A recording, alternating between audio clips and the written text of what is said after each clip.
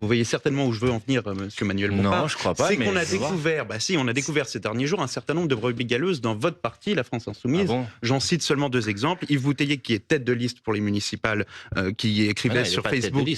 S'il l'était, il a été effectivement radié du parti. Il n'y a plus de brebis galeuses à la France Insoumise. Attendez. Donc, il y en avait une.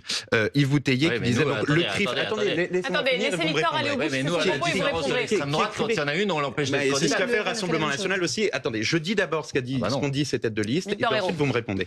Yves Bouteiller, je le répète, le CRIF dirige la France, c'est lui qui le dit, et les Juifs continuent le carnage en parlant de Gaza. Bon, on est d'accord, c'est inacceptable. C'est la raison pour laquelle il ne peut pas être notre candidat. Nous sommes tout à fait d'accord. C'est la décision qui a été prise immédiatement. Et Dalil Diab, est-ce que Dalil Diab est toujours tête de liste? Mais il n'a jamais été tête de liste. Il n'a jamais été tête de liste. Je sais que vous répercutez sur ce plateau les informations de Frontières qui... Abonnez-vous, mettez un like et regardez la vidéo jusqu'à la fin. Non, ça pour c'est un article de Frontières, mais en l'occurrence, Frontières est assez mal informé, puisque cette personne n'est pas notre tête de liste, ne l'a jamais été. Et il n'est pas candidat, il n'est pas sur la liste municipale, ni sur la liste, ni tête de liste. Il n'a rien à voir avec pardonnez-moi de vous dire que l'information que vous relayez sur ce plateau est une mauvaise information. Non, mais vous êtes là pour vous êtes là pour la corriger. Mais en l'occurrence, puisque maintenant j'ai répondu sur ce que vous vouliez dire, je vous fais remarquer que quand la France Insoumise, il y a un candidat qui a été investi et qui dit des choses qui sont inacceptables, la France Insoumise, elle prend des décisions immédiates. Par contre, vous pourriez peut-être signaler aux gens qui nous écoutent que le Rassemblement National, par exemple, a investi en Corse un candidat qui a été condamné il y a quelques années pour terrorisme. Oui, c'est vrai. Voilà. Et par contre, lui, il n'est pas désinvesti, vous avez remarqué. Non, mais c'est tout à fait juste. Alors que moi, je viens de vous répondre assez clairement. Non, mais je suis d'accord. Non, parce que vous me parlez de brebis galeuses, donc je vous propose de parler de parce que les autres ma question... Non, mais comme il y avait M. Jacobelli avant moi sur le plateau et que vous ne lui avez pas posé la question, je me permets de le faire. On n'a pas abordé la question des abordé le sujet des brebis galeuses. Les sujets avec moi, les brebis galeuses, c'est ça. On a abordé ce sujet-là avec le Rassemblement National. Non, mais c'est pas mal de ma part, vous comprenez où je veux en venir. Ce que je veux dire, c'est qu'on croyait qu'il n'y avait des brebis galeuses qu'au Rassemblement National. On découvre qu'il y en a chez vous. Ma question, c'est comment ces gens-là ont-ils pu se retrouver sur des listes? Je prends acte du fait que vous les aviez enlevés de ces listes. Et si vous croyez qu'il n'y a que à la France Insoumise qu'il peut y avoir parfois des personnes qui ont été investis candidats et sur lesquels on retrouve ensuite un certain nombre de prises de position qui sont inacceptables, la question que vous devrez poser, c'est est-ce que les formations politiques réagissent bien dans ce type de cas de figure? Mais est-ce que c'est un sujet? Je pense que vous pouvez reconnaître, malgré votre désaccord avec moi, que la France Insoumise réagit bien sur ce sujet. Je suis totalement d'accord avec vous. Mais est-ce que c'est un sujet, Manuel Bompard, est-ce que c'est un sujet à la France Insoumise?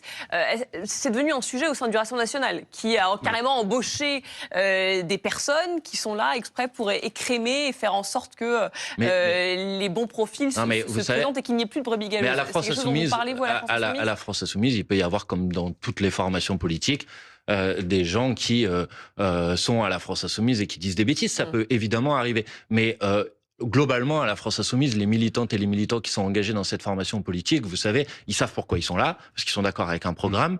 Et dans le programme de la France Insoumise, en l'occurrence, puisque vous avez cité un certain nombre de tweets, et il y a un certain nombre de principes, et notamment le principe de lutter contre toutes les formes de racisme, contre l'antisémitisme, contre l'islamophobie.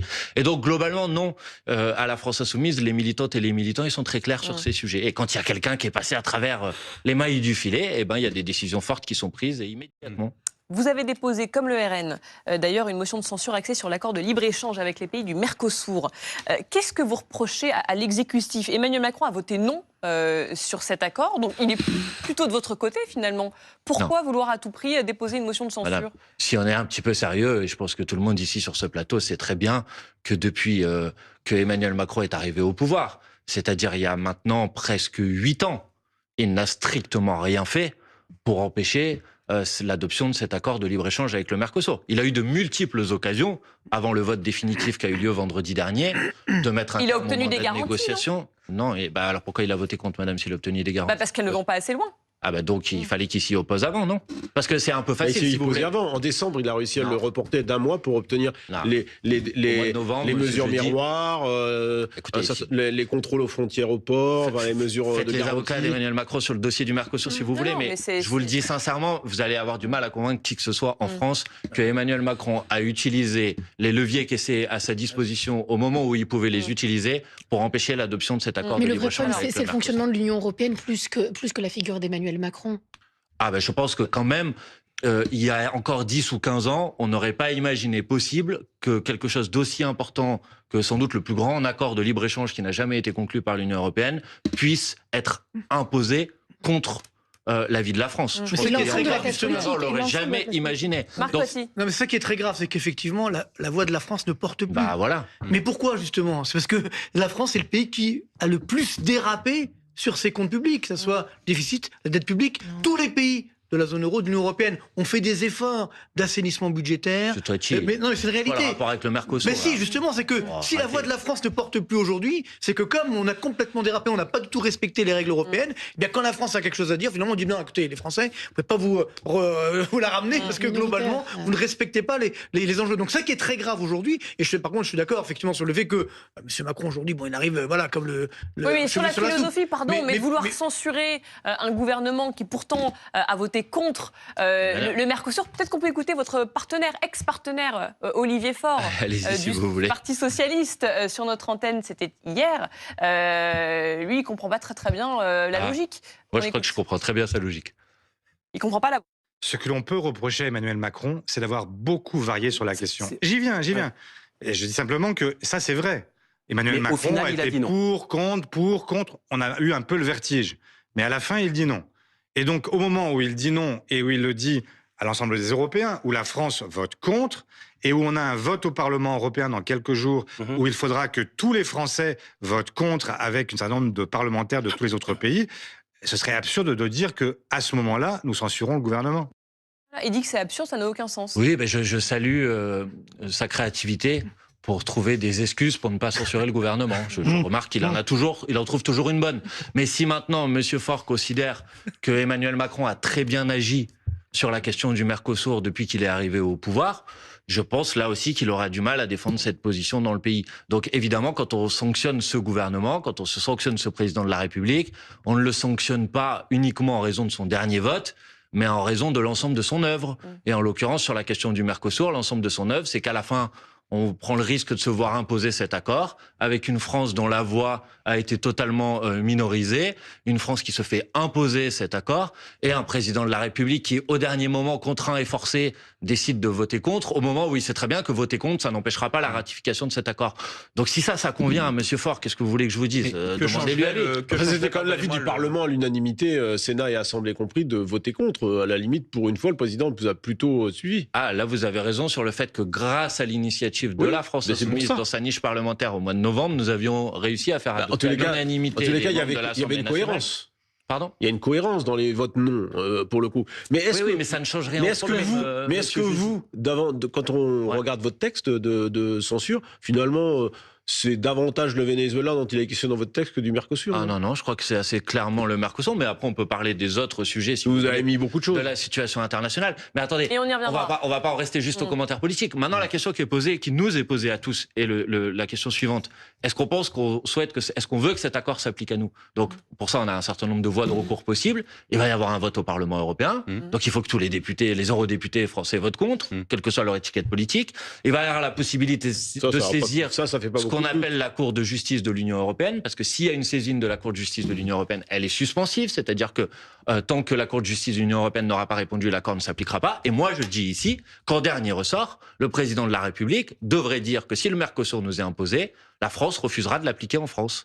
Et j'ai noté qu'il y a quelques jours, le Premier ministre, M. Lecornu... C'est possible, ça ? Justement, j'allais y venir. J'ai noté qu'il y a quelques jours, M. Lecornu a dit « On peut interdire et on va interdire l'importation en France de produits qui ont été produits à l'aide de 5 pesticides qui sont interdits en France. » Il a dit « On va interdire les importations. » Eh ben, on peut tout à fait étendre cette même logique pour refuser d'importer des produits qui seraient produits dans les pays du Mercosur en utilisant des pesticides interdits en France ou avec des normes sociales qui sont inférieures aux normes sociales ou environnementales. Ça créerait aussi un désavantage pour les filières supposées bénéficier de ce Mercosur qui ne pourront pas exporter contrairement aux voisins européens. Mais d'accord, mais alors après, si vous pensez c'est que l'accord Mercosur est avantageux, dans ce cas-là, il faut le ratifier, mais c'est ni l'avis de l'Assemblée nationale. Il y a des filières avantagées et d'autres moins. C'est ni l'avis de l'Assemblée nationale à l'unanimité, ni du Sénat, ni du peuple français, ni manifestement des agricultrices et des agriculteurs. Je pense qu'ils l'ont amplement dit la semaine dernière. Est-ce que ces motions de censure ont des chances d'aboutir ?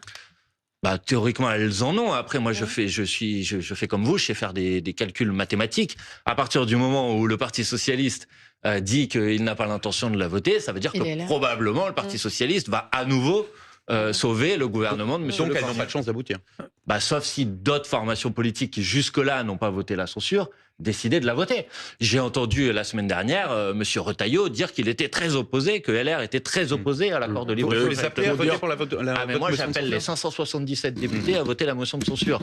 Donc, si les députés, les Républicains... Mais vous ne voterez pas celle du Rassemblement national? Non, mais nous, on vote comme on l'a toujours fait, celle qui a une chance de l'emporter, en l'occurrence celle qu'on a déposée. Je vous fais remarquer que la motion de censure qu'a renversé M. Barnier, c'est celle que nous avions déposée. La motion de censure qui a failli renverser... En tout cas, vous dites celle-ci, elle a peu de chances d'aboutir. Est-ce que s'il y avait une motion de censure déposée dans le cadre du budget, là, elle aurait plus de chances d'aboutir? On le rappelle, les discussions ont repris sur le budget. A priori, le texte a peu de chances d'aboutir comme ça en laissant les débats se faire. Comment vous voyez la suite, vous? 49.3, ordonnance, quelle est la situation la plus probable? Pour être tout à fait honnête avec vous, je ne vois pas comment un budget pourrait recevoir aujourd'hui les votes d'une majorité de députés à l'Assemblée nationale. Je pense que dans l'état actuel des discussions, je vois pas le chemin dans lequel le budget est voté par une majorité des députés. Donc si le gouvernement veut imposer son budget, il ne lui reste que les solutions qui passent par le fait qu'il n'y ait pas de vote. Et donc là, il y en a deux, vous avez raison. Il y a le fait d'utiliser l'article 49.3 de la Constitution, ou le fait de légiférer par ordonnance, qui serait inédit. Donc vous l'appelez à accélérer la cadence, à soit imposer le 49.3, soit les ordonnances? Moi, si vous voulez, moi je l'appelle à abandonner... Pour l'instant, eux, ils essaient d'établir le dialogue. Vous avez vu, il y a encore des discussions à Bercy aujourd'hui. Ils ne sont pas dans le dialogue, ils font semblant d'être dans le dialogue. Ils ont réuni les groupes aujourd'hui à Bercy. Je vais préciser, parce que je ne voudrais pas qu'on me fasse dire quelque chose que je n'ai pas dit. Je ne l'appelle pas à utiliser le 49.3, je ne l'appelle pas à utiliser les ordonnances, et je vous dis même que s'il utilise le 49.3 ou les ordonnances, nous déposerons une motion de censure. Donc je ne l'appelle pas à le faire. Moi, je l'appelle à abandonner... Mais vous allez déposer une motion de censure dans tous les cas. Je l'appelle à abandonner son budget. Oui. Non, je l'appelle à laisser tomber avec les mauvaises recettes qui mènent le pays dans le chaos. Parce que, pardon, mais le sketch, là, on nous l'a déjà fait l'année dernière. Et l'année dernière, certains ont cédé. Le Parti socialiste, le Rassemblement national. Ils ont laissé passer le budget. Et le budget, c'est la pire croissance depuis 10 ans, hors période Covid. C'est le retour à la hausse du chômage, c'est la baisse du pouvoir d'achat. Donc si on veut continuer dans cette politique, il faut laisser le gouvernement faire. Moi, je ne veux pas continuer dans cette politique. C'est pour ça que je pense qu'il faut censurer le gouvernement. Ça serait intéressant, il faut rire ou pleurer de cet édito, mais c'est vrai que c'est jamais forcément agréable de recevoir déjà une leçon par nos meilleurs amis, bien sûr, les Britanniques. Mais c'est vrai que l'Hebdo The Economist signe un édito au vitriol sur l'impasse budgétaire de la France. Regardez, tout est dans le titre presque. Le titre, il va s'afficher, Another Merde Show, littéralement traduit par un véritable spectacle de merde. Ce ne sont pas mes mots, ce sont ceux de The Economist, je rassure les téléspectateurs. L'édito qui s'attarde bien sûr sur la situation catastrophique des finances publiques françaises. Et alors là, tout le monde en prend pour son grade, les politiques, les citoyens, tout le monde, avec cette phrase: le président français est un canard boiteux chez lui avec seulement 20% d'opinion favorable, dont l'approche est hautaine et distante. Chaque acteur d'ailleurs de la politique française devrait avoir honte, c'est ce qu'ils disent, y compris la France Insoumise, y compris également le Rassemblement National. Tout le monde prend cher. Les partis traditionnels également n'échappent pas au lance-flamme de The Economist, qui pointe l'absence d'alternatives portées par la droite et par la gauche. Regardez ce qu'ils disent. Les Républicains, supposément conservateurs fiscaux, ont autorisé la suspension de la réforme des retraites qui coûtera 100 millions d'euros. Et alors là, on est quand même limite dans l'ingérence, puisqu'il suggère même quelque chose. Regardez, si Sébastien Lecornu ne peut pas fixer le budget d'ici la fin janvier, eh bien, il doit partir et de nouvelles élections devraient être convoquées.